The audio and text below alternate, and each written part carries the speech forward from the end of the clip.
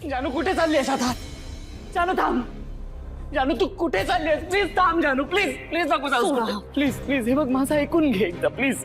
मी नाही खोटं बोलत आहे, एकदा ऐक माझं प्लीज. जयंत सर, मला तुमचं काहीही ऐकायचं नाही. इनफॅक्ट मला तुमच्या या घरात थांबायचंच नाहीये. कारण जितके तुम्ही वियर्ड आहात ना, तितकंच तुमचं हे घर विचित्र आहे.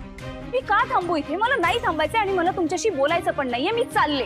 जानू जानू प्लीज. जयंत सर, हात सोडा माझा. हात सोडा माझा, दुखतोय माझा हात. सोडा हो. जानू प्लीज प्लीज थांब ना जानू. हे बघ मी नाही जगू शकत तुझ्याशिवाय. I seriously can't live without you. जानू प्लीज थांब. मला काही ऐकायचं नाही. जानू हे बग सर? मी तुझ्या पाया पडतो. माझ्या लाईफला तुझ्याशिवाय काहीच अर्थ नाहीये. प्लीज थांब, प्लीज प्लीज थांब जानू, प्लीज प्लीज. जयंत, हेच तर बघायचं होतं मला. तुला हे असं माझ्या पायात पडून विनवण्या करताना बघताना मला खूप समाधान मिळतंय. पण तुझ्या पापांची शिक्षा याही पेक्षा मोठी आहे. जानू जानू जानू जानू जानू प्लीज थांब. तू नाही जाऊ शकत. प्लीज थांब जानू. जयंत सर, पाय सोडा माझे. नाही जानू, मी तुला नाही सोडणार. मी नाही जाऊ देणार तुला जानू. जयंत सर, काय करताय? पाय सोडा माझा. जयंत सर, हे बघा, मला तुमचं काहीही ऐकायचं नाहीये. पाय सोडा माझा, मला जाऊ द्या. नाही, तुम्ही आहे ना, तुम्ही आता मला सॉरी म्हणाल, पण पुन्हा तुम्ही तसेच वागणार आहात. तुम्ही ना कधीही बदलणार नाही. इतक्यांदा मी तुम्हाला विचारलं की त्या गोष्टी कोणी आणल्या, पण तुम्ही मात्र मला काहीच खरं सांगत नाही आहात ना. जाऊ दे, मला काहीही ऐकायचं नाहीये तुमचं. सोडा माझा पाय, जाऊ द्या मला. तुमच्यासारख्या माणसाबरोबर ना कधीच कुणीच राहू शकत नाही. जानू मी खरंच सांगतोय, मी ते पार्सल्स नाही ऑर्डर केलेत. ही गोष्ट मी तुला कशी पटवून देऊ? जयंत सर, ऐका ना, ते सगळे पार्सल्स ना मी रिसीव्ह करत होते. त्या सगळ्या पार्सलवर तुमचंच नाव आहे, आपल्याच घराचा ऍड्रेस आहे. पण तरीही तुम्हाला मात्र खरं मान्य करायचंच नाहीये. बरं, एवढं सगळं होऊनही तुम्ही त्या गोष्टी रिटर्न नाही केल्या. तुम्ही काय केलं तर त्या गोष्टी आपल्या बेडरूम मध्ये ठेवल्या. कुठे? तर माझ्याच कपाटात. जाऊ दे ना, मी का बोलतेय तुमच्याशी? मला नाही बोलायचंय तुमच्या बरोबर आणि मला नाही थांबायचं इथे. जाते मी. नाही जानू, मी नाही सोडणार तुला. प्लीज थांब जानू, प्लीज. जयंत सर, तुम्ही मला कितीही अडवण्याचा प्रयत्न केलात ना, तरी मी नाही थांबणार आहे आता इथे. तुम्ही खोटं बोललायत माझ्याशी आणि तुमच्यासारख्या खोटारड्या माणसाबरोबर मला नाही थांबायचं इथे. सोडो माझा पाय. नाही जानू, मी खोटं बोलत नाहीये. खरंच विश्वास ठेव माझ्यावर. हो, मग काय मी खोटं बोलतेय का? इतक्यांदा तुम्हाला विचारते की कोणी मागवल्या या गोष्टी, पण तुम्ही तर काही खरंच सांगत नाही आहात. वर वियर्डच वागताय. मी का थांबू इथे? मी का बोलतेय तुमच्याशी? जाऊ दे मला. सोडा माझा पाय. Okay okay okay. I am sorry. I am sorry. मीच मूर्ख आहे. मीच खोटारडा आहे. माझी चूक आहे. मीच ते ऑर्डर केलं होतं. मीच घरात सगळ्या गोष्टी प्लेस केल्या होत्या जानू. माझी चुकी आहे जानू. माझी चुकी आहे.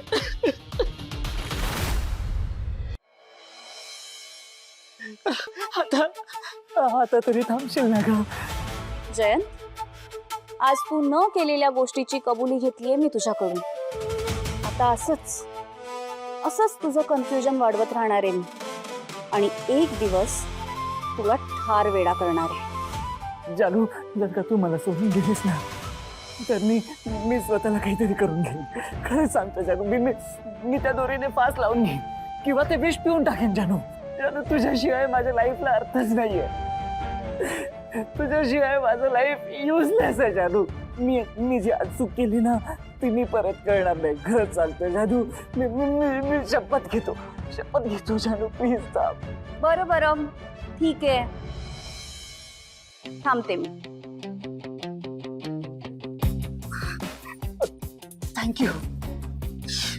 थँक्यू जानू, थँक्यू. जयंत सर, मी काय सांगितले ते लक्षात आहे ना तुमच्या? येस. जोपर्यंत माझं वागणं सुधारत नाही तोपर्यंत मी तुला टचही करणार नाही. ठीक आहे, आता वर जाऊन आराम करा. मी येते थोड्या वेळात. वर? जानू तू पण चल ना. मला विश्वाला कॉल करायचा आहे म्हणून तुम्हाला सांगितलं तुम्ही वर जा. मी येते थोड्या वेळात. विश्वाशी आत्ता बोलायचंय? काय पुन्हा संशय घेताय ना? जयंत सर, विश्वासोबत मला काहीतरी कामाबद्दल बोलायचंय म्हणून सांगतेय. जावर मी येते.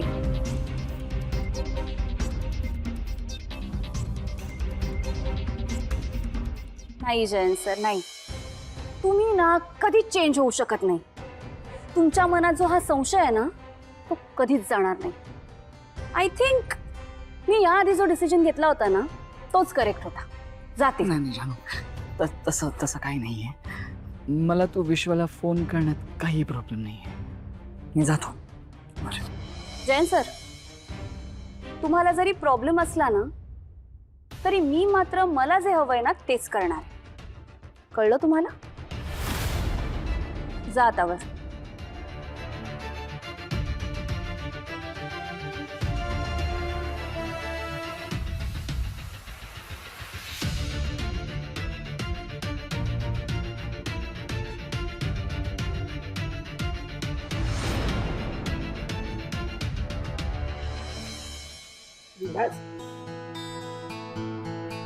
तर काही म्हणा, पण आजची निवडणूक खरंच म्हणजे एकदम छान पार पडली. नाही, प्रत्येक निवडणुकीत नाहीतर भांडणं होतात, वादविवाद होतात, पण यावेळी असं काही झालं नाही. काय म्हणतात, एकदम एकदम शांतपणे पार पडलं. खरं तर लोक निवडणूक जिंकण्यासाठी वाटेल त्या थराला जातात, पण भावनाचं तसं नाही. या सगळ्या गोष्टींचा विचारही नाही करू शकत. आहे ना सिद्धिराज, उमेदवार कसा विचार करतो यापेक्षा उमेदवाराला जनमानसाच्या मनात स्वतःची जागा निर्माण करता यायला हवी. काय संपलं.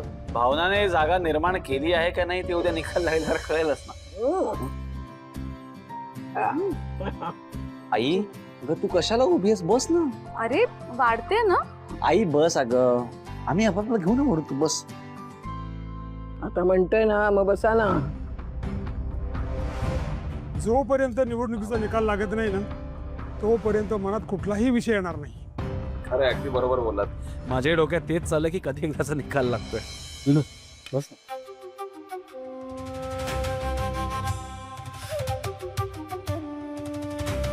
मी बसते पण जेवण नाही करू शकत.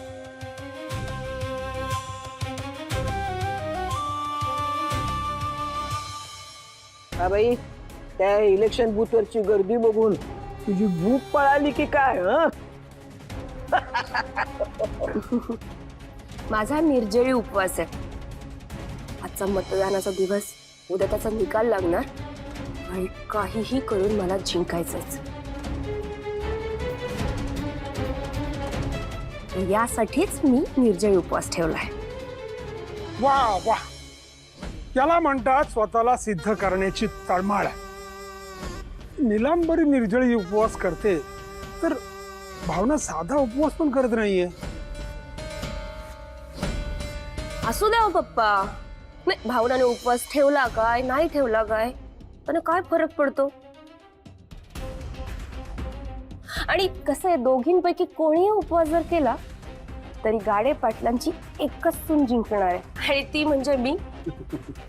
कसं आहे ना वहिनी, निवडणूक जिंकण्यासाठी लोकांसाठी काम करायची इच्छा लागते, काम करायची भूक लागते.